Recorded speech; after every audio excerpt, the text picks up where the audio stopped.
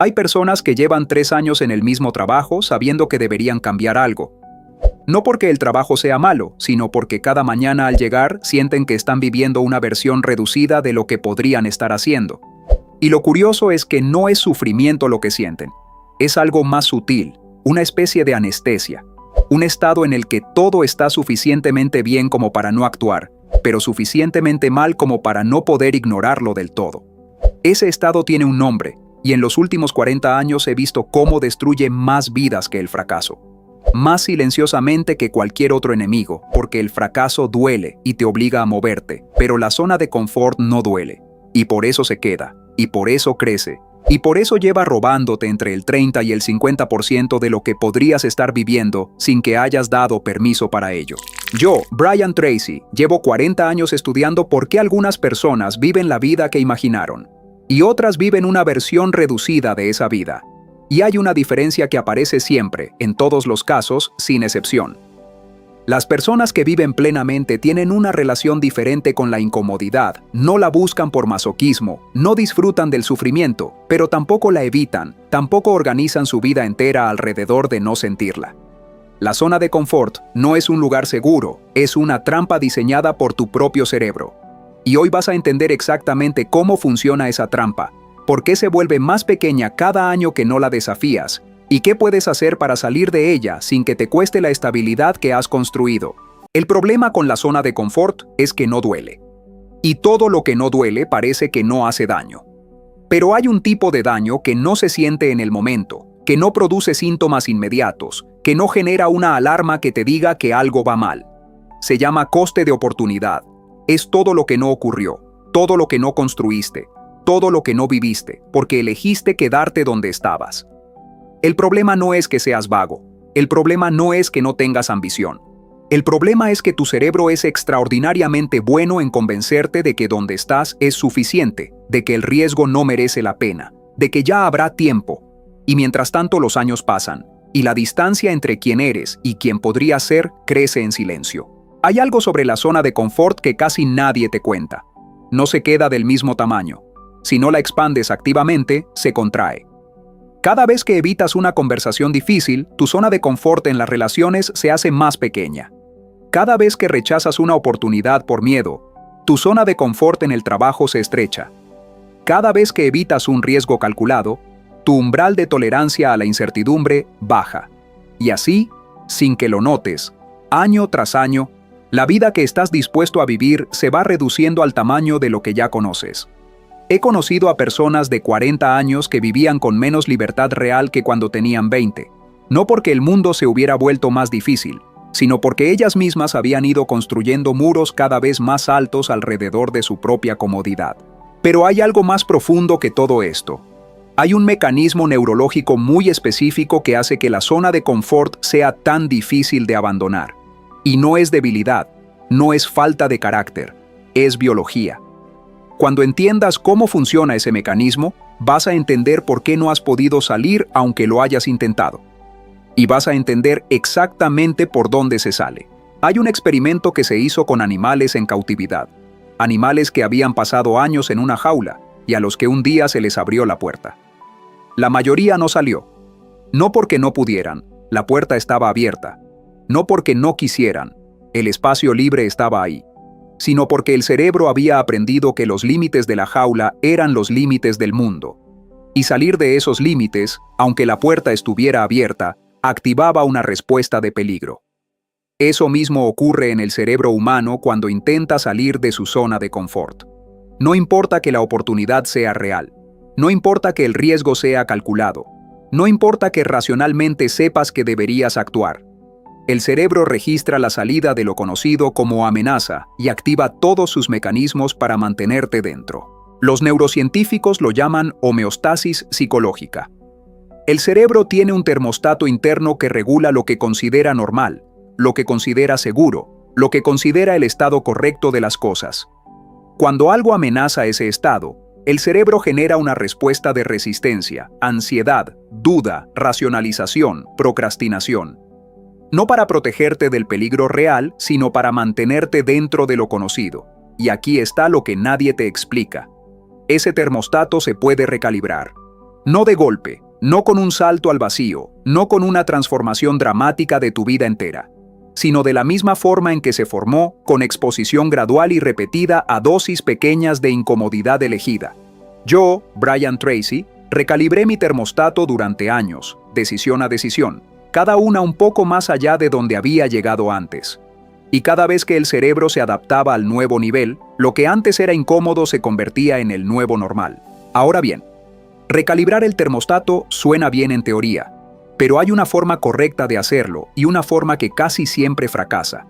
Y la forma que fracasa es la que casi todo el mundo intenta primero. Probablemente tú también la has intentado. Es la razón por la que en algún momento lo intentaste, no funcionó como esperabas y la zona de confort se quedó exactamente donde estaba, o peor, se hizo más pequeña. Hay un error muy concreto detrás de eso, un error que no solo no funciona, sino que cada vez que lo cometes, le enseñas a tu cerebro que salir no es posible para ti. Esto es lo más importante que vas a escuchar hoy. El error más común se llama el salto demasiado grande. Es intentar cambiar todo a la vez, es tomar la decisión más difícil primero, es elegir el cambio más radical como punto de partida. Y cuando el cerebro registra ese salto como demasiado amenazante, genera una respuesta de pánico que paraliza. Y entonces no actúas. Y entonces te confirmas a ti mismo que no puedes. Y entonces la zona de confort se refuerza con una capa más. La convicción de que lo intentaste y no funcionó. El método correcto es el opuesto. Se llama expansión gradual. Consiste en identificar el borde de tu zona de confort, el punto exacto donde empieza la incomodidad, y dar un paso pequeño más allá de ese borde. No un salto, un paso. Lo suficientemente incómodo para que el cerebro lo registre, lo suficientemente pequeño para que no active la respuesta de pánico.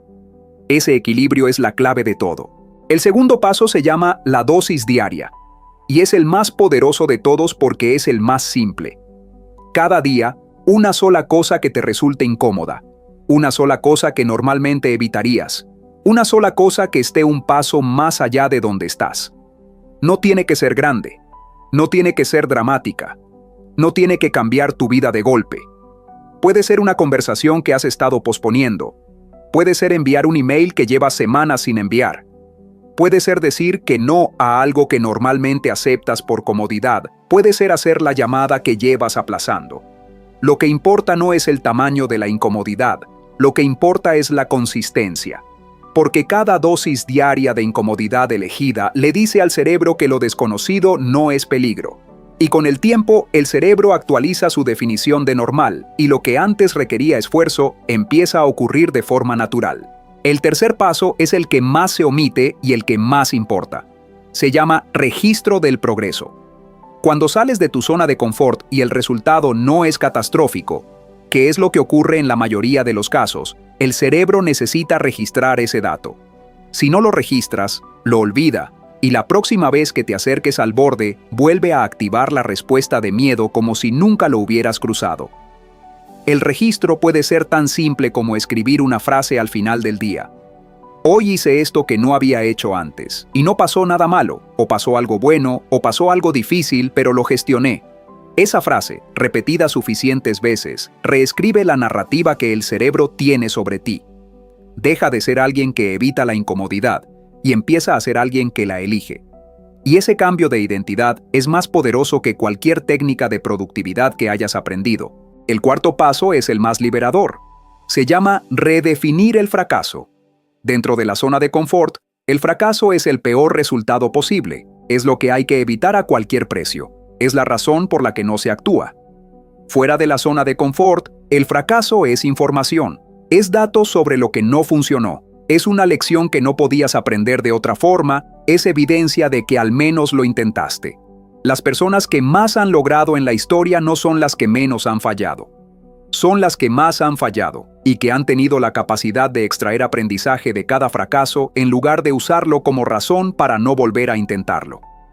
Yo, Brian Tracy, fracasé en mis primeros negocios. Fracasé en ventas durante meses antes de entender cómo hacerlo bien. Fracasé en proyectos que creía que eran la oportunidad de mi vida. Y cada fracaso me dio información que el éxito nunca me habría dado. Cuando el fracaso deja de ser el enemigo, la zona de confort deja de tener razón de existir. Todo esto funciona en teoría, pero hay una pregunta que me hacen siempre. Brian, yo entiendo el método, pero hay algo en mí que sabe exactamente lo que debería hacer y aún así no lo hace. Esa pregunta tiene una respuesta muy concreta.